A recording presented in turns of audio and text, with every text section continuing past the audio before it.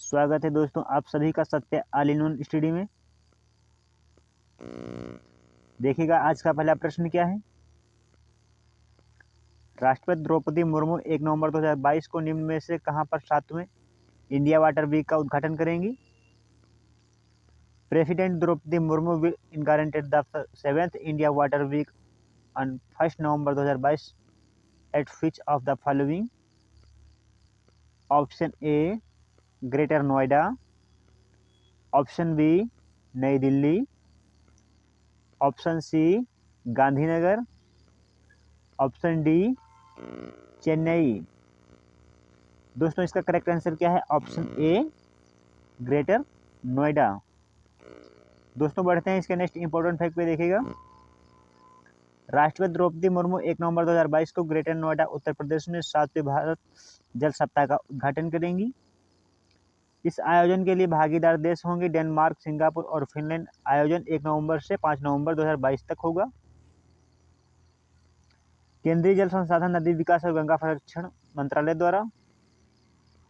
उद्देश्य क्या दोस्तों है? जल संसाधनों के बारे में जागरूकता बढ़ाने, संरक्षण और एकीकृत तरीके से उपयोग करना है।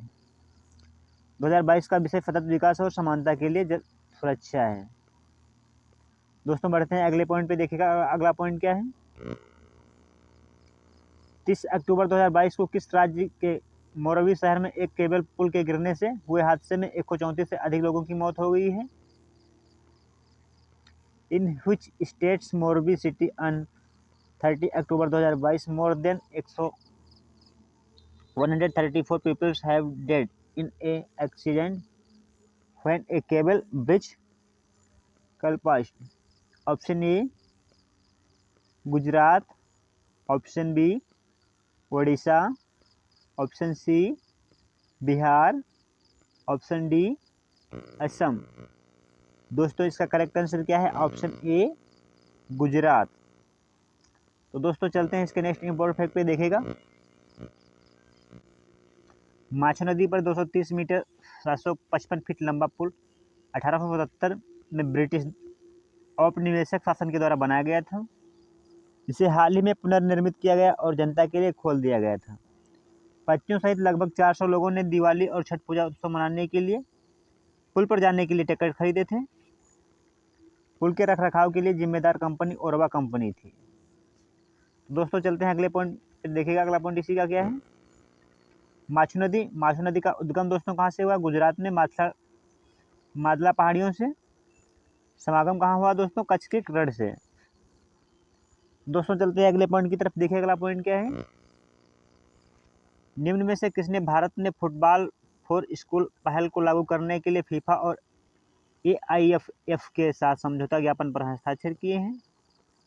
विच of the following sign move with FIFA and AIFF to incomplete football for school invited in India. Option A Narendra Modi, option B Amit Shah, option C Anurag Thakur, option D Dharmendra Pradhan. दोस्तों इसका करेक्ट आंसर क्या है? Option D Dharmendra Pradhan. तो चलते हैं आज के अगले पॉइंट पे। देखिएगा अगला पॉइंट क्या है। MOU पर मुंबई में आयोजित होने वाले फीफा अंडर 17 महिला विश्व कप 2022 के लिए फाइनल के मौके पर हस्ताक्षर किए गए, जिसे स्पेन ने जीता है। फुटबॉल फॉर स्कूल का उद्देश्य खेल एकीकृत शिक्षा के माध्यम से भारत में 2.5 करोड़ युवा लड़कों और लड़कियों को सशक्त बनाना है। फीफा द्वारा 2018 में $100 मिलियन के बजट के साथ फुटबॉल फॉर स्कूल पहल शुरू की गई है। तो दोस्तों चलते हैं आज के अगले पॉइंट पे। देखिएगा अगला पॉइंट क्या है इसी का। फीफा की स्थापना 21 मई 1904 में हुई थी दोस्तों। फीफा अध्यक्ष जियानी इन्फेंटिनो हैं। फीफा का मुख्यालय ज्यूरिख स्विट्जरलैंड में है। तो चलते हैं दोस्तों अगले पॉइंट पे। देखिएगा अगला पॉइंट क्या है। लुइज इनासियो लूला डॉक्टर सिल्वा किस देश के राष्ट्रपति बने हैं? लुइज Inacio Lula da Silva became the president of which country? Option A दक्षिण Korea, option B Israel, option C Brazil, option D Ukraine. दोस्तों इसका करेक्ट आंसर क्या है? Option C Brazil. दोस्तों बढ़ते हैं इसके नेक्स्ट इंपॉर्टेंट फैक्ट पे। देखिएगा इंपॉर्टेंट फैक्ट क्या है। वर्कर पार्टी के वामपंथी नेता लुइस इनासियो लूला दा सिल्वा ने रन ऑफ इलेक्शन में मौजूदा राष्ट्रपति जायर बोल्सोनारो को एक मामूली अंतर से हराकर ब्राजील के राष्ट्रपति के रूप में अपना तीसरा कार्यकाल जीता है। 77 वर्षीय लूला 1 जनवरी 2023 को 1 और 4 साल के कार्यकाल के लिए अपने पद की शपथ लेंगे। दोस्तों चलते हैं अगले पॉइंट की तरफ। देखिए अगला पॉइंट क्या है। ब्राजील या रूस, कनाडा, चीन और संयुक्त राज्य अमेरिका के बाद क्षेत्रफल के हिसाब से दुनिया का 5वां सबसे बड़ा देश है। राजधानी दोस्तों ब्राजील की क्या है? ब्रासिलिया। मुद्रा क्या है? ब्राजीलियाई रियल। तो दोस्तों चलते हैं अगले पॉइंट पे। देखिएगा अगला पॉइंट क्या है इसी का। हाल ही में भारतीय कृषि अनुसंधान संस्थान ने किस राज्य में काला नमक चावल की 2 नई बोनी किस्मों का सफलतापूर्वक परीक्षण किया है? Recently Indian agriculture research institute successfully tested 2 new drop varieties of kala namak rice in which state? Option A Uttar Pradesh, option B Gujarat, option C Madhya Pradesh, option D Bihar. तो दोस्तों इसका करेक्ट आंसर क्या है? ऑप्शन ए उत्तर प्रदेश यानी यूपी।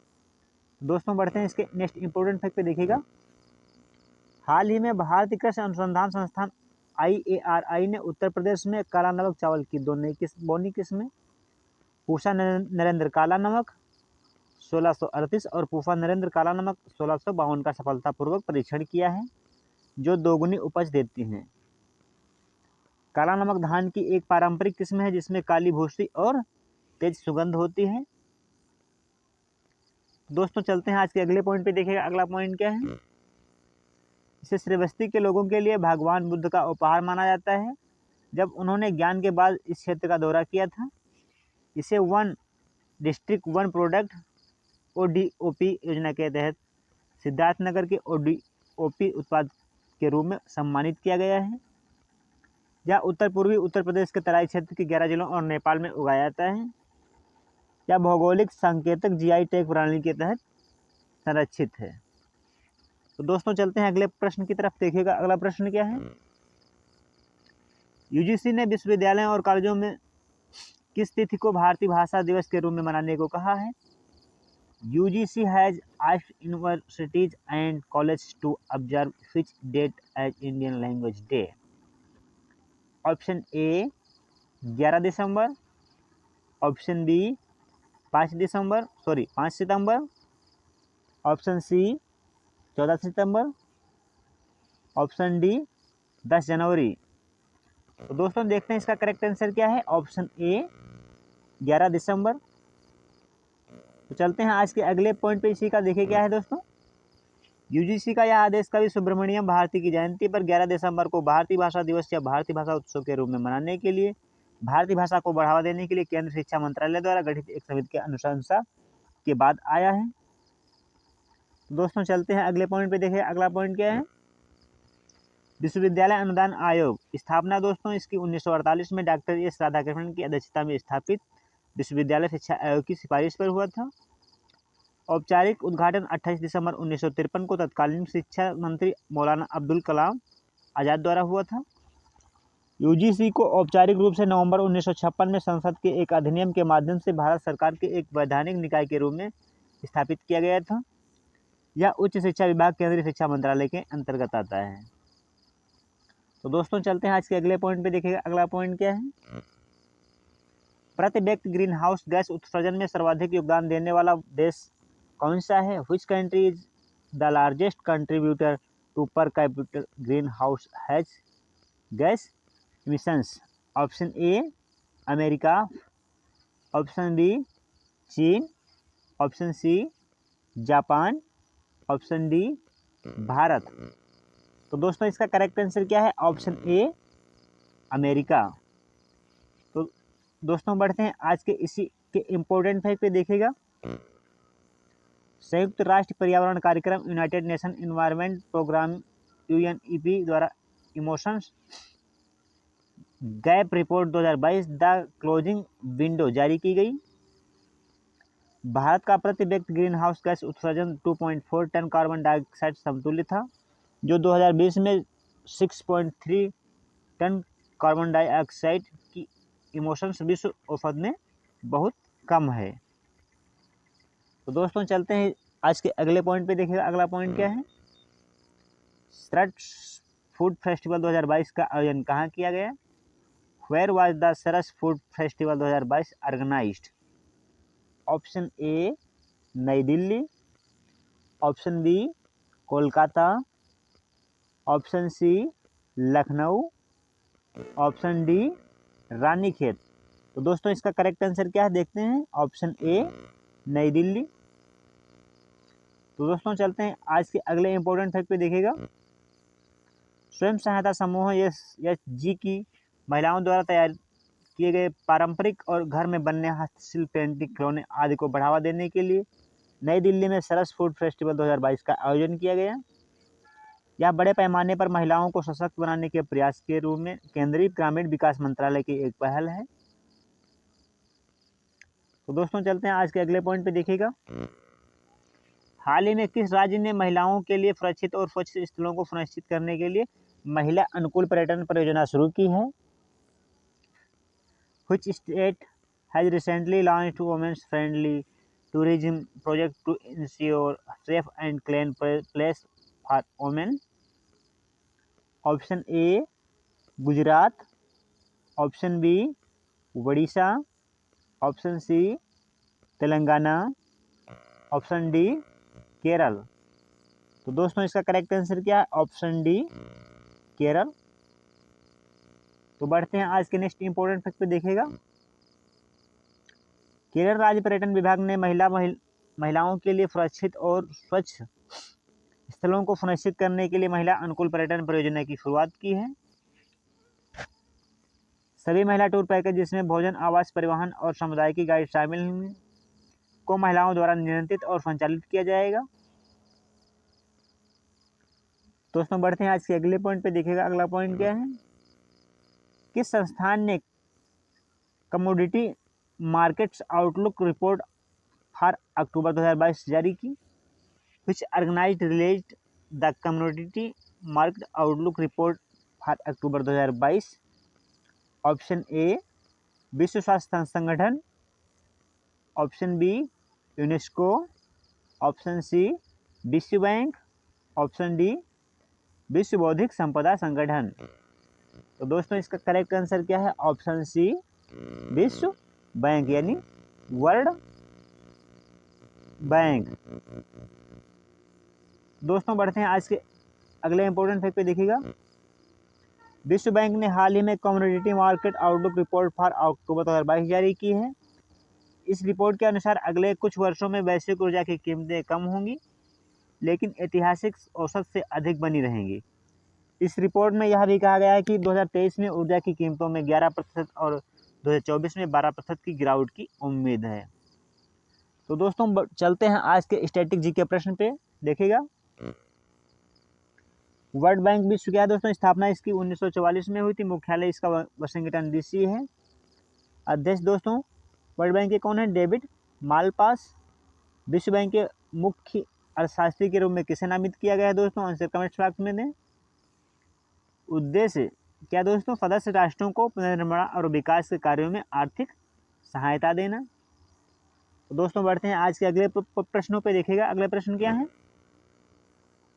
भारत सुल्तान जोहर हॉकी कप 2022 ऑस्ट्रेलिया को हराकर इसका विजेता बना है। भारत तीसरी बार इसका विजेता बना है दोस्तों। इससे पहले टीम ने 2013 और 14 में यह टूर्नामेंट जीता था। सुल्तान जोहर हॉकी कप की शुरुआत 2011 में हुई थी। सुल्तान जोहर हॉकी कप 2022 मलेशिया में आयोजित हुआ है। इसका दोस्तों 10वां संस्करण था। तो दोस्तों बढ़ते हैं आज के अगले टॉप 10 स्टैटिक जी के प्रश्न पे। देखिएगा हीनयान और महायान किस धर्म से संबंधित हैं? बौद्ध धर्म से। संविधान के किस संशोधन द्वारा मतदान की आयु 21 वर्ष से घटाकर 18 वर्ष की गई है? 61वां संविधान संशोधन अधिनियम दोस्तों 1989 के अंतर्गत। धान का प्रसिद्ध खैरा रोग किसके कारण होता है दोस्तों? जस्ता के कारण। राजा राम मोहन राय को राजा की उपाधि किसने प्रदान की थी? अकबर ने। ईरान का नेपोलियन किसे कहा जाता है दोस्तों? नादिर शाह को। तो चलते हैं दोस्तों अगले पॉइंट पे। देखिए अगला पॉइंट क्या है। पहला अखबार जो भारत में प्रकाशित हुआ था द बंगाल गैजेट। महात्मा गांधी के राजनीतिक गुरु कौन थे? गोपाल कृष्ण गोखले। होम रूल आंदोलन की शुरुआत किसने की? Annie Besant. पृथ्वी के वायुमंडल का सर्वाधिक घनत्व कहाँ पर होता है दोस्तों? क्षोभमंडल में।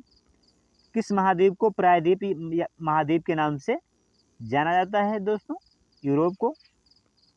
यदि दोस्तों हमारे द्वारा दी गई जानकारी से आप संतुष्ट हैं तो हमारे channel Fateh all in one को सब्सक्राइब कर लें और वीडियो को लाइक कर दें और ज़्यादा से ज़्यादा अपने दोस्तों को शेयर कर दें। दोस्तों यदि हमारे द्वारा दी गई जानकारी से आप संतुष्ट हैं, यदि कोई त्रुटि है तो दोस्तों अवश्य कमेंट करें, हम उसे सुधारने के लिए तत्पर हैं। जय हिंद दोस्तों।